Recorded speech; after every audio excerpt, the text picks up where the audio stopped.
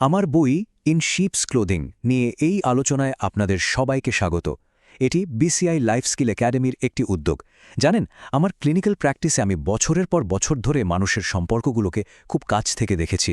আচ্ছা, কখনো কি আপনার সাথে এমন হয়েছে যে মানুষটাকে বাইরে থেকে দেখতে খুব ভদ্র, খুব শান্ত আর সব সময় সাহায্য করতে এগিয়ে আসে, তার সাথে থাকতে থাকতে আপনি টের পাচ্ছেন যে আপনার সিদ্ধান্ত, আপনার আত্মবিশ্বাস, এমনকি আপনার মনের শান্তিও সে যেন ধীরে ধীরে নিজের নিয়ন্ত্রণে নিয়ে নিচ্ছে? চলুন, আজ আমরা দেখব কিভাবে কিছু মানুষ ভেড়ার চামড়ার আড়ালে আসলে নেকড়ের মতো আচরণ করে। একটু ভাবুন তো, আপনার জীবনে কি এমন কেউ আছে যে অবিশ্বাস্য রকমের ভালো ব্যবহার করে, কিন্তু কেন জানি না তার কাছাকাছি থাকলেই আপনি বিভ্রান্ত হয়ে পড়েন, বা মনে হয় আপনাকে কেউ নিয়ন্ত্রণ করছে, একটা অদৃশ্য সুতোর টান অনুভব করেন? এই যে একটা অস্বস্তিকর অনুভূতি, তাই না? এটাই কিন্তু আমাদের আজকের আলোচনার একেবারে কেন্দ্রবিন্দুতে। যখন দেখবেন কারো ভদ্রতা বা সাহায্য আপনার উপর একটা চাপের মতো মনে হচ্ছে, তখনই বুঝতে হবে যা দেখা যাচ্ছে তার আড়ালে অন্য কিছু একটা ঘটছে। আমি আমার দীর্ঘদিনের অভিজ্ঞতা থেকে একটা জিনিস খুব পরিষ্কারভাবে দেখেছি। সম্পর্কের ক্ষেত্রে সবচেয়ে খতরনাক দ্বন্দ্বগুলো কিন্তু নয় যেগুলো আমরা চোখে দেখতে পাই। আসল বিপদটা হলো সেই সব দ্বন্দ্ব যা অদৃশ্য। দেখুন, ম্যানিপুলেশন বা চতুর নিয়ন্ত্রণ মানে শুধু মিথ্যা কথা বলা নয়। এটা আসলে সাধারণ কথাবার্তার আড়ালে লুকিয়ে থাকা একটা নিরন্তর মানসিক যুদ্ধ, যেখানে একজন সব সময় জিততে চায় আর অন্যজন নিজের অজান্তেই একটু একটু করে হেরে যেতে থাকে। তো এই যে অদৃশ্য মানসিক যুদ্ধটা, এই ব্যাপারটাকেই আমি নাম দিয়েছি ভেড়ার চামড়ায় নেকড়ে। কারণ এই লড়াইয়ের সবচেয়ে বড় অস্ত্রটাই হল ভদ্রতার মুখোশ। চলুন, এই মুখোশের আড়ালে থাকা গোপন অ্যাগ্রেশন বা কোভার্ট অ্যাগ্রেশনকে আমরা একটু চিনে নিই। তাহলে এই কোভার্ট অ্যাগ্রেশন বা গোপন আগ্রাসন জিনিসটা ঠিক কি? সহজ কথায় বললে, এটা হলো ক্ষমতা আর নিয়ন্ত্রণের জন্য একটা লুকানো, ছদ্মবেশী লড়াই। এই লড়াইটা সরাসরি হয় না, বরং ভদ্রতা, নকল উদ্বেগ বা প্রশংসার মতো সামাজিকভাবে গ্রহণযোগ্য আচরণের আড়ালে ঢাকা থাকে। ধরুন, কেউ আপনার কাজের খুব প্রশংসা করছে, কিন্তু তার বলার ভঙ্গিটা এমন যে আপনি সবার সামনে কেমন যেন একটু ছোট হয়ে গেলেন। এটাই হলো গোপন আগ্রাসন। বিষয়টা আরও সহজে বুঝতে চলুন একটা তুলনা করি। প্রকাশ্য আগ্রাসন বা ওভার্ট আগ্রাসন হল অনেকটা সিংহের মতো, সরাসরি, খোলামেলা আর একেবারে স্পষ্ট লড়াই। সবাই দেখতে পায়, বুঝতেও পারে।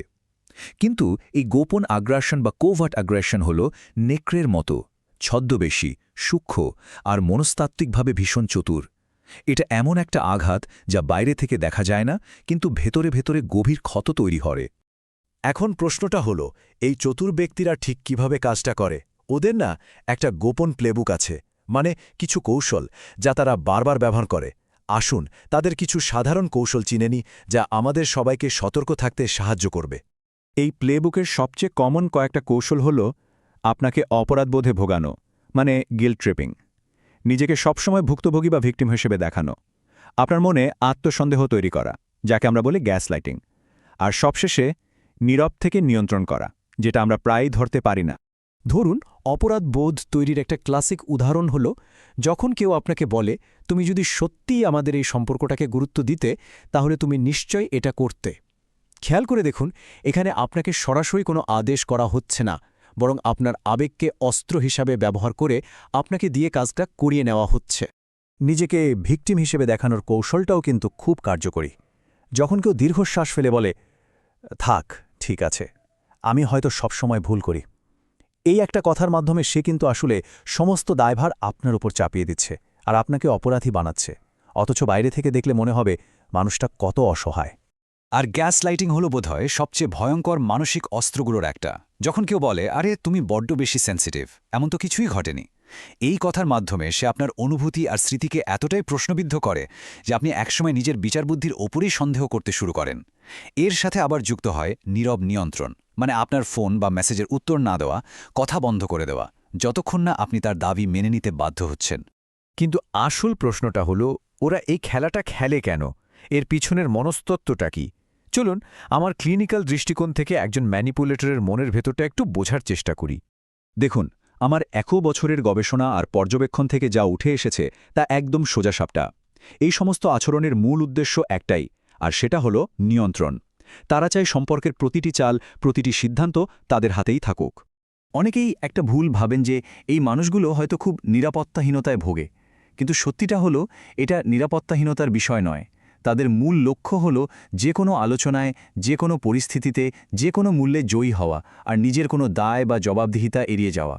আর এখানেই সবচেয়ে বড় প্রশ্নটা আসে, কেন ভালো মনের বিবেকবান মানুষেরাই এই ফাঁদে বেশি পড়েন?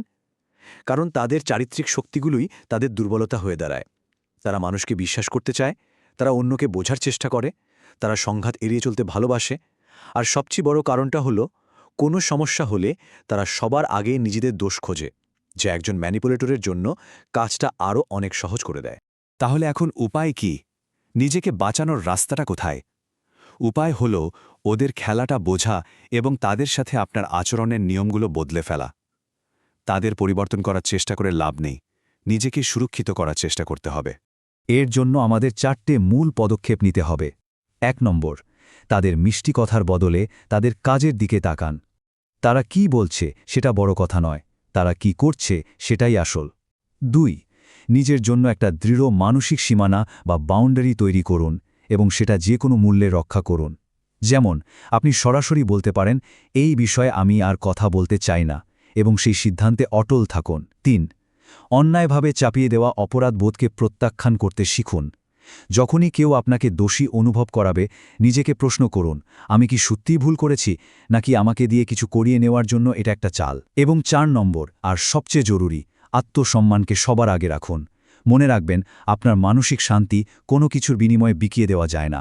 সবসময় একটা কথা মনে রাখবেন, অন্যকে ভালোবাসা মানে কখনোই নিজেকে হারিয়ে ফেলা নয়। আপনার আত্মসম্মানই আপনার সবচেয়ে বড় রক্ষা কবচ। আমার এই পুরো বইটার মূল কথা যদি আমাকে এক লাইনে বলতে বলেন, তাহলে আমি বলবো, সচেতনতাই আপনার সেরা সুরক্ষা। যখন আপনি খেলাটা একবার বুঝতে পারবেন, ঠিক তখনই আপনি এর থেকে বেরিয়ে আসার আসল শক্তিটা খুঁজে পাবেন। এই আলোচনা শেষে নিজেকে শুধু একটাই প্রশ্ন করুন, আপনার জীবনে কে সত্যিই আপনার পাশে আছে, আপনার ভালো চায়, আর কেই বা কেবল নিজের স্বার্থে একটা খেলা খেলছে। আজকের এই আলোচনা যদি আপনার কাছে মূল্যবান মনে হয়, তাহলে অন্যদেরও সচেতন করতে সাহায্য করুন। অনুগ্রহ করে লাইক, শেয়ার এবং কমেন্ট করুন। 10ম শ্রেণী থেকে পিএইচডি স্তর পর্যন্ত যে কোনো ভর্তি সহায়তা বা গাইডেন্সের জন্য আপনারা অনলাইন একাডেমির সাথে যোগাযোগ করতে পারেন। এর বিস্তারিত বিবরণ ডেসক্রিপশন বক্সে দেওয়া আছে। 20 বছরেরও বেশি অভিজ্ঞতার সাথে এটি শুধু একটি প্রতিষ্ঠান নয়, এটি একটি বিশ্বাস।